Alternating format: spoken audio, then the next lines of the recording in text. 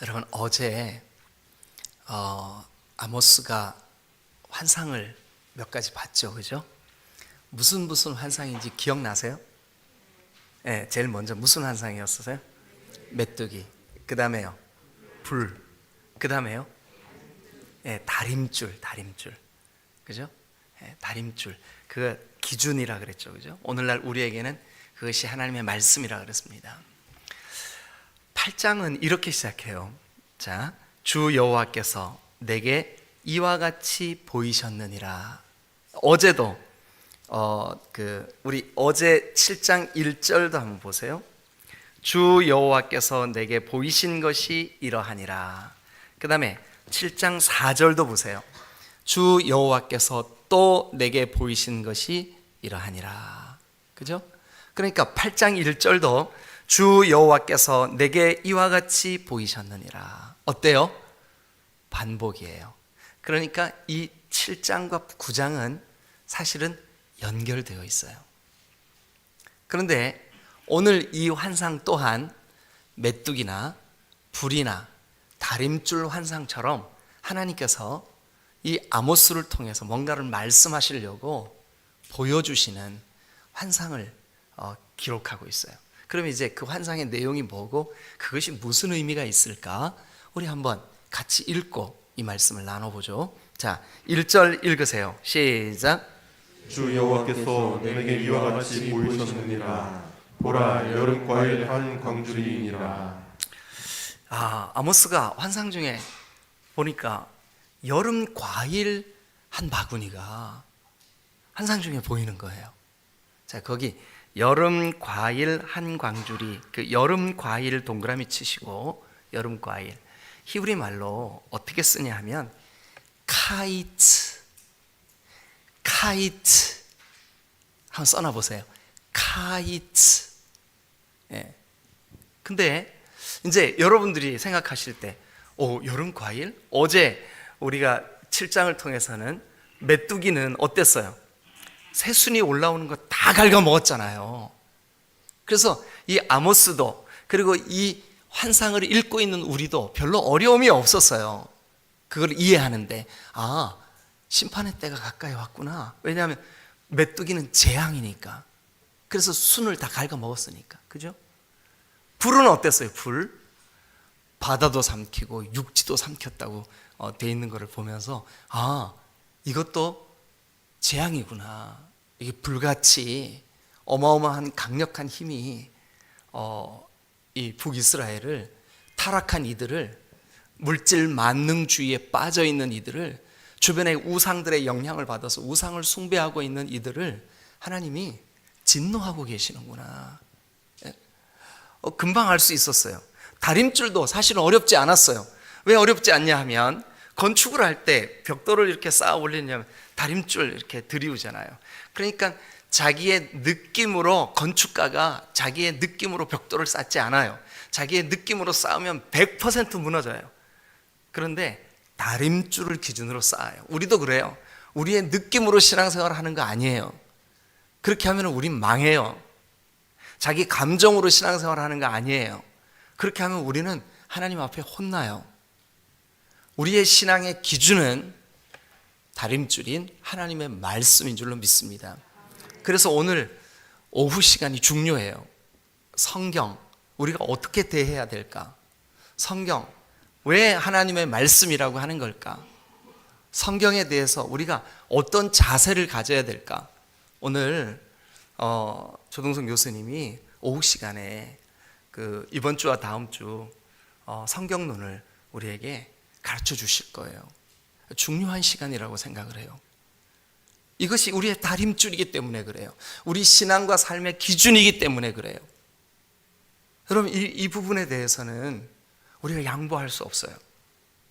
저 학자들이나 또 어떤 사람들이 이 성경도 인간들의 문학 작품이지 어떻게 이게 하나님의 말씀이야 이렇게 생각하는 사람들은 근본적으로 하나님에 대해서 믿음이 없는 사람들이에요. 믿지 않으니까 그렇게 생각하는 거예요.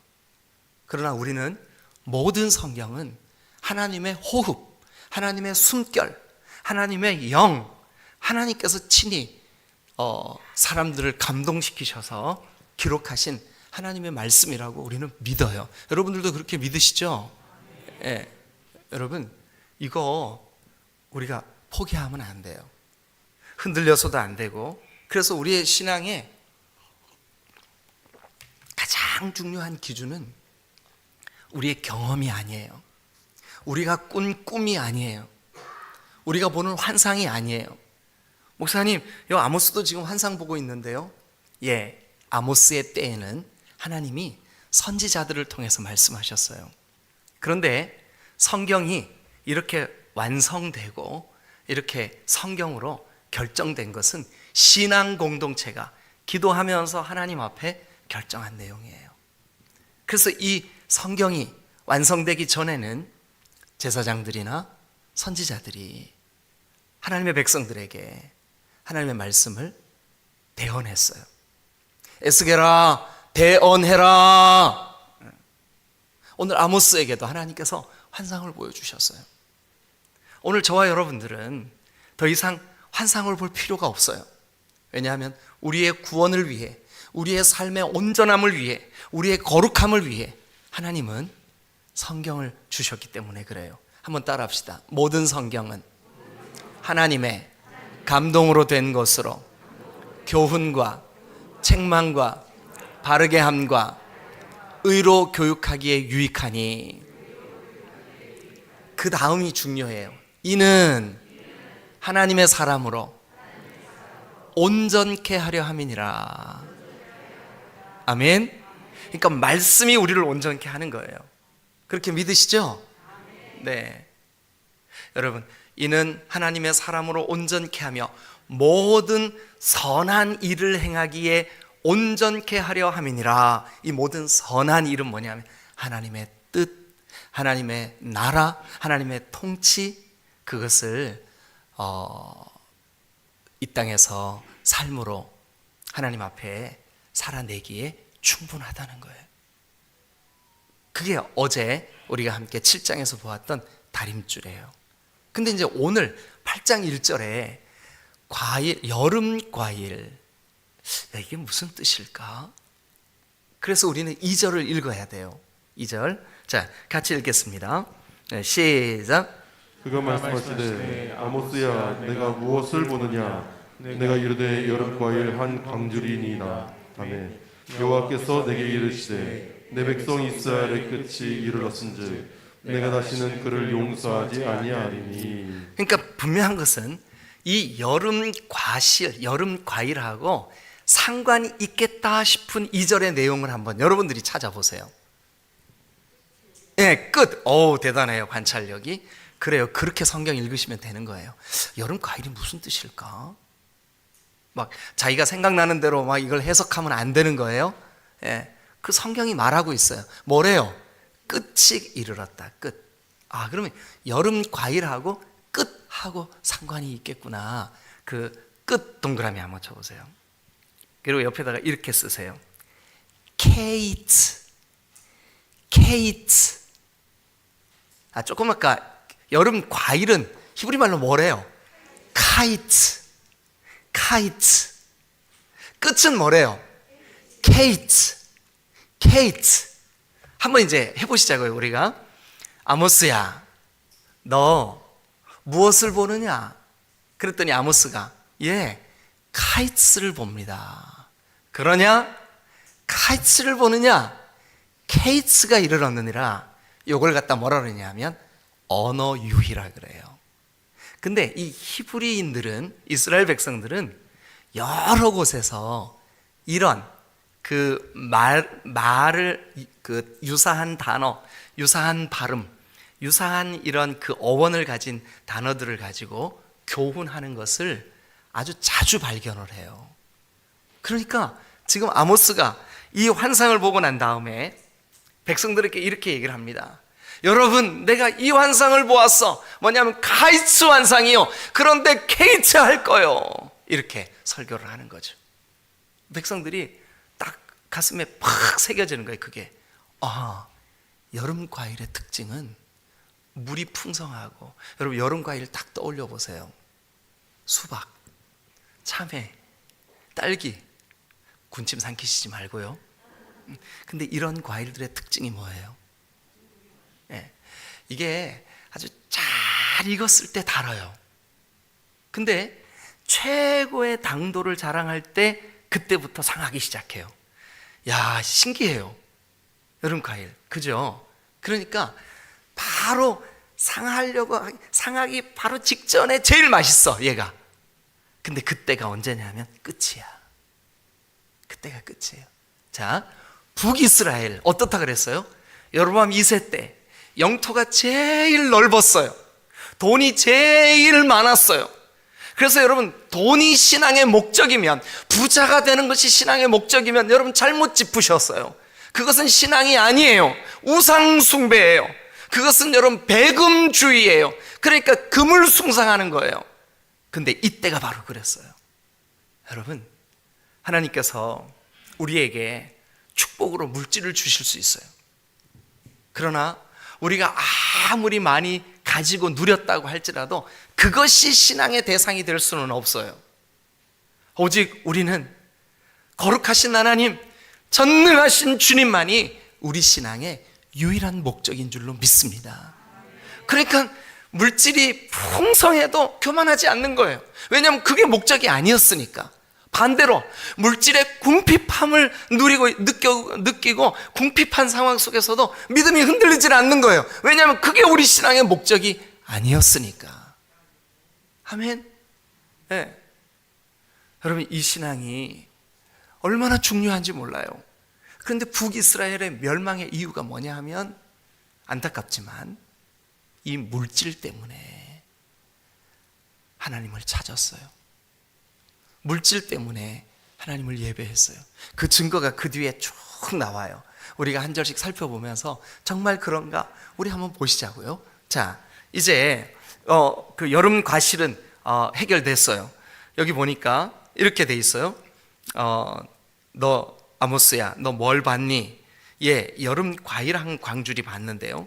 하나님께서 내 백성 이스라엘의 끝이 이르렀은즉 내가 다시는 그를 용서하지 아니하리라. 그러니까 끝이 이르렀다, 케이츠. 여름 과일, 카이츠. 이게 여름 과일을 보여주신 이유예요. 그러면서 그 뒤에 보니까 설명이, 우리가 또 헷갈릴까봐, 끝이 이르렀다 하고 끝나면 우리가 헷갈리잖아요, 그죠? 그래서 한마디를 더 설명을 붙이셨어요. 뭐라 하냐면, 내가 다시는 그를 용서하지 않을 거야. 네, 다시는. 그가 누군데요? 북이스라엘이에요. 북이스라엘. 실제로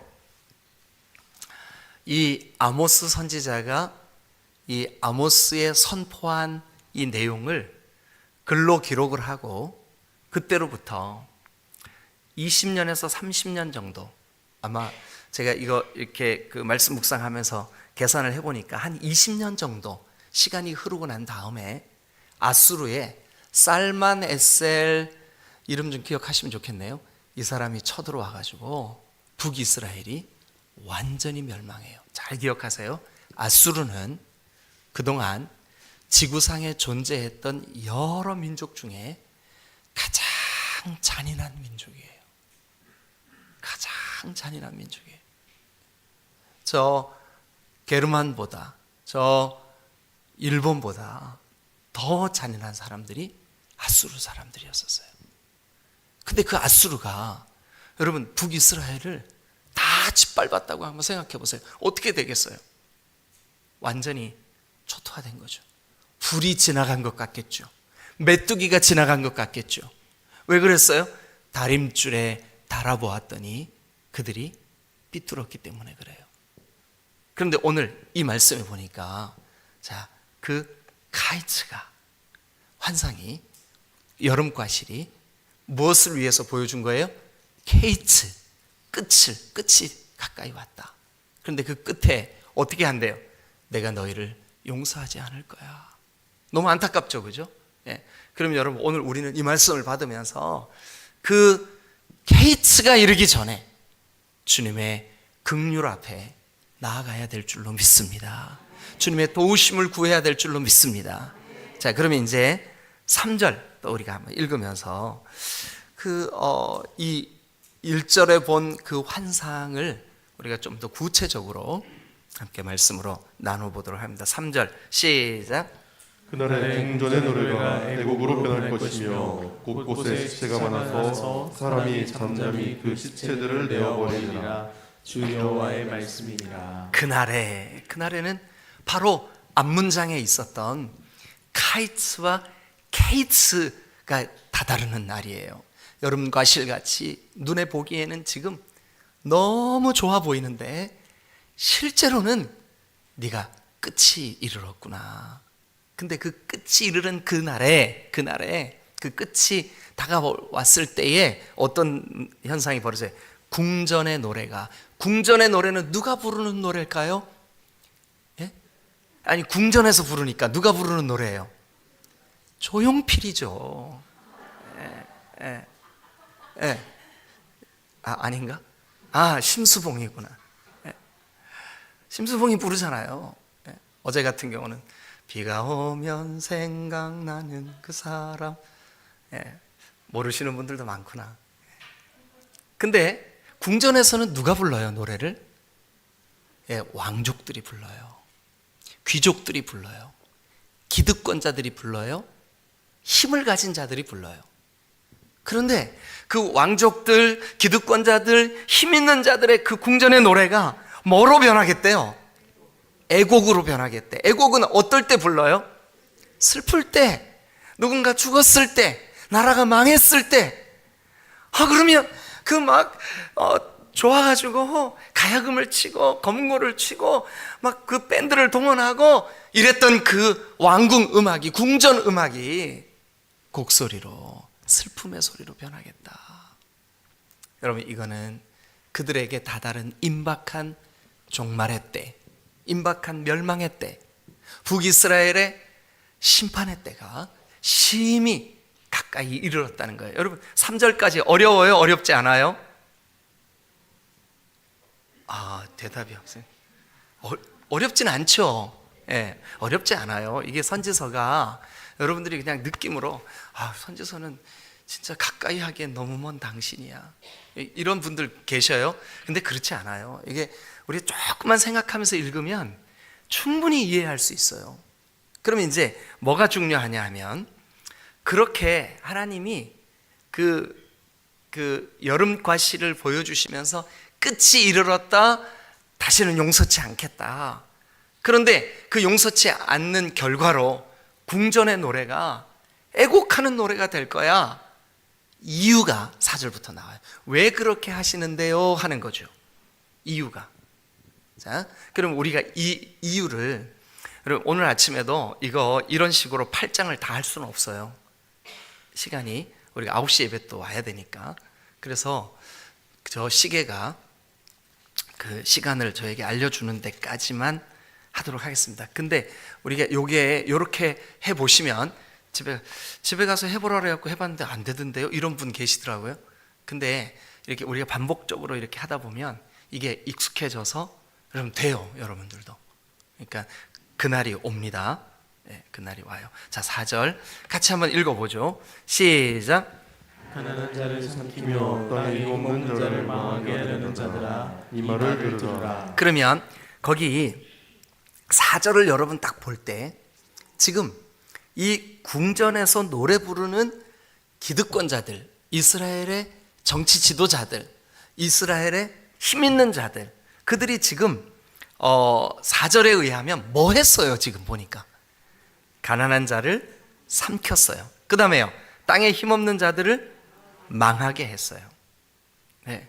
뭐 때문에 그렇게 했냐면, 자, 5절 보세요. 5절 뭐 때문에 그렇게 했냐. 그러니까 4절부터는 너희가 케이츠가 이르는 이유예요. 그러니까 끝이 임한 이유. 4절부터 읽을 때 그런 마음을 가지고 따라오셔야 돼요. 5절. 자, 5절을 읽으면 이 사람들이 지금 이런 모습으로 신앙생활을 했구나 하는 것을 우리가 금방 알 수가 있어요. 5절. 자, 시작. 너희가 이르기를 월삭이 언제 지나서 우리가 곡식을 팔며 안식일이 언제 지나서 우리가 밀을 내게 하였고 내 발을 작게 하고 세계를 크게 하여 거짓 저울로 속이며. 네, 자, 여러분 이제 5절은 여러분들이 읽을 때 느낌이 어땠어요? 우리가 그냥 눈에 보이는 대로 너희가 이르기를, 그러니까 너희는 뭐예요? 여름 과일 같은 너희예요. 끝이 이르는 너희예요. 궁전의 노래같이 호화롭게 노래를 불렀지만 곧 애곡하게 될 너희예요. 그죠? 근데 너희가 뭐라고 하냐 하면, 아유, 월삭이 빨리 지나야 곡식을 팔러 갈 텐데. 이스라엘 백성들은 월삭의 날, 그 한 달의 첫날 하나님을 예배했어요.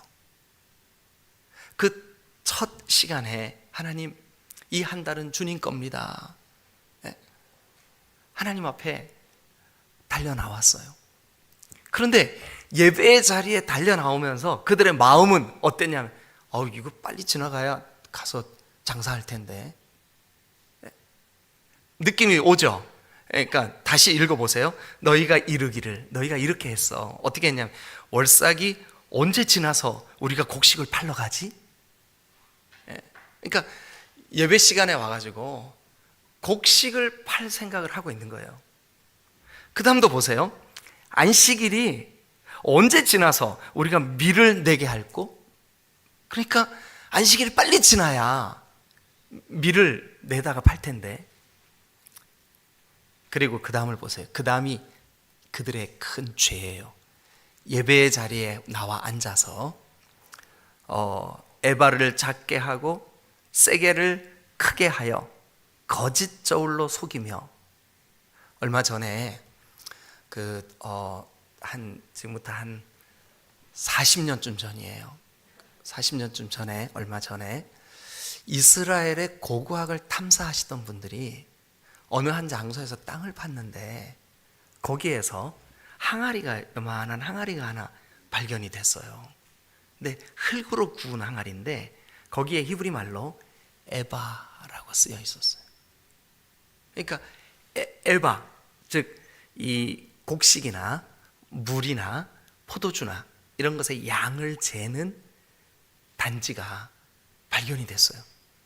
그래서 에바의 크기가 요 정도구나 하고 한 40년 전에 고고학을 연구하는 학자들이 그 땅을 파다가 그거를 발견을 했어요.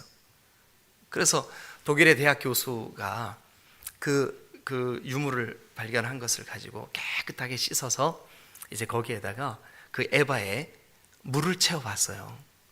근데 그 에바에 차는 물의 양이 22리터였어요. 22리터. 꽤 크죠, 그죠? 1리터, 1.5리터. 우리가 보통 요즘 그 포카리 스웨트가 그게 몇 리터예요? 1.5리터인가요? 하여튼 뭐 제가 정확히는 잘 모르겠는데. 용주 전사님, 얼른 24시간 가갖고 포카리 스웨트 하나 사와. 한 그 정도 되죠? 1.5리터나 2리터 정도, 그죠? 근데 한 에바가 22리터예요. 그런데 이 북이스라엘에 장사하는, 소위 기업을 하는 장사들이 에바의 사이즈를 상대방 몰래 줄인 거예요. 그래가지고 한 에바라고 주는데 사실은 22리터가 아니라 20리터, 21리터 이렇게.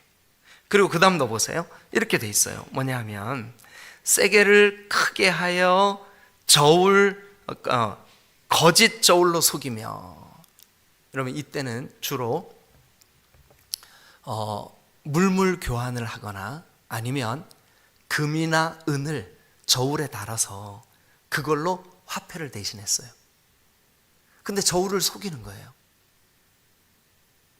그래서 그 속이는 목적이 뭐냐 하면 이거예요.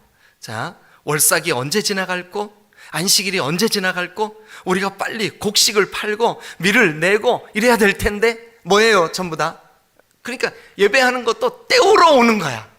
때우러. 빨리 이거 안식일 예배, 또 월삭 예배 빨리 지나가게 하고 빨리 가가지고 내가 저울도 속이고 에바도 속이고 이렇게 해야 될 텐데 그러니까 여러분, 오늘날 예배당에 나오면서 삶의 자리에서 거짓을 행하고 믿는 자답지 못하고 이런 모든 행위가 다 바로 이 5절의 말씀이라고요. 그러니까 이게 남의 얘기가 아니라 오늘 우리의 얘기인 거예요.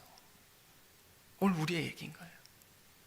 여러분, 예수 믿는 사람들이 어떨 때 손해를 보고, 어떨 때 너는 좀 융통성 좀 가져라, 이렇게 사람들이 핀잔을 하더라도 정직과 진실을 사모하시기를 주님의 이름으로 축원합니다.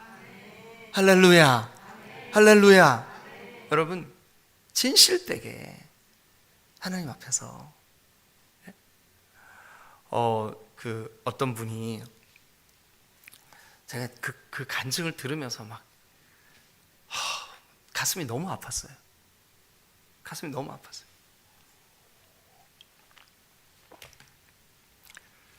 어떤 분이, 그 아버지 고향이 시골이에요. 근데 이 부부는 서울에서 살아요. 근데 이 부부가 둘째 아이를 출산을 했어요. 근데 그 둘째 아이를 출산을 했는데 그 시골 아버지가 사시던, 지금은 안 살아요, 아버지도. 그런데 이 아버지가 사시던 우리 옛날에 뭐 본적지 뭐 이런 거 있잖아요, 그죠? 그런데 이제 거기 그 지방자치 거기에서 둘째 아이를 낳으면 1,000만 원을 준다고 정책을 편 거예요. 이 저출산 문제 때문에. 그러면서 이제 그 아이가 자라날 때 계속해서 그 지방자치제가 후원하는 그 내용을 이 부부가 어떻게 알았는지 알게 됐어요. 그래가지고 이 사람들이 실제로는 서울에 살면서 주소지를 살지도 않는 그곳으로 옮겨놨어요. 근데 이 부부가 교회에서 아주 열심히 신앙생활하는 그런 부부예요. 근데 하나님이 은혜를 주셔서 이렇게 해주셨다는 거예요. 근데 그걸 간증을 하는 거예요. 근데 더 충격적인 건 뭐냐면 그 간증을 듣고 있는 성도들이 아멘! 이러는 거예요. 야, 이게 우리 현재 한국 교회의 현 주소구나. 너무 무서웠어요. 너무 충격이었어요. 여러분, 우리는 그럴 수 없습니다. 그러면 안 됩니다. 여러분, 우리가 교묘히 정부의 어떤 시책이나 이런 것 이용해가지고, 근데 그것을 마치 내가 지혜로워서 그것을 찾아먹는 것처럼 그렇게 하지 마십시오. 진실과 정의, 정직과 거룩이 여러분들의 삶의 특징이 되시기를 주님의 이름으로 축원합니다. 그 방법은 축복이 아니에요. 그 방법은 하나님의 방법이 아니에요. 그렇게 하다가 지금 여름 과시를 보고 있는 거예요. 북이스라엘이 그렇게 살았다고요. 그렇게 살았다고요. 여러분, 그래서 지금 이 5절은 우리에게 정말 중요한 정보를 제공해요. 아하, 북이스라엘 사람들이 예배하면서도 그들의 예배의 목적이 물질이었구나. 물질을 구하고 있고, 이것이 소위 말해서 기복이에요. 기복. 예. 여러분, 저와 여러분들의 삶이 오늘 아모스를 보면서, 아니, 아모스가 피가 터져라고 목이 터져라고 외치는 이 외침을 들으면서 그에게 하나님이 이 메뚜기 환상, 불 환상, 다림줄 환상, 그리고 여름 과일 환상을 보여주면서 말씀하시고자 하시는, 카이츠를 보느냐 케이츠가 이르렀다 라고 하시는 이 하나님의 음성을 우리가 들을 수 있어야 된다고요. 네. 오늘 하나님을 예배하는 거룩한 주일입니다. 오늘 이 주일에 여러분, 그 다음 말씀도 사실 어렵지 않아요. 조금만 여러분 관심을 가지고 집중해서 읽으시면 충분히 이해가 돼요. 거기 7절, 6절도 보세요. 은으로, 그러니까 돈으로예요. 돈으로 힘없는 자를 사고. 이게 여러분, 이 북이스라엘이 멸망해 갈 이 당시에 돈이면 다 돼라고 하는 그런 가치관, 그런 사고방식, 심지어 하나님을 믿는다고 하는 사람들조차도 돈으로 무엇이든지 해결하려고 하는, 예? 너무나 안타깝죠, 그죠? 그리고 신 한 켤레로 가난한 자들을 사며 찌꺼기 밀을 팔자, 찌꺼기 밀을 내다 팔고 눈을 속이는 거죠. 예? 여러분 직장에서 여러분 상관들을 눈속임하며 여러분들이 성실치 못한 삶의 태도를 갖지 마십시오. 우리는 하나님 앞에 있는 사람들이에요. 진실과 정직으로 우리의 삶이 다시 한번 하나님 보실 때 너는 참 공의를 행하는 사람이구나, 너는 참 정의로운 사람이구나. 여러분 아모스의 별명이 뭐냐 하면 공의의 선지자예요. 공의의 선지자. 정의를 물이 흐르는 것 같이 공의를 여러분들의 눈에 펼쳐진 저 냇물이 흐르는 것처럼 그렇게 풍성케 해라. 이것이 아모스 선지자의 외침입니다. 오늘 우리가 우리의 11조가 줄더라도, 오늘 우리가 우리의 감사 예물이 줄더라도 여러분 하나님 앞에 땀 흘리며 그리고 정직하게 일한, 그리고 진실되게 일한 결과를 여러분들이 누리시기를 주님의 이름으로 축원합니다. 기도하시겠습니다.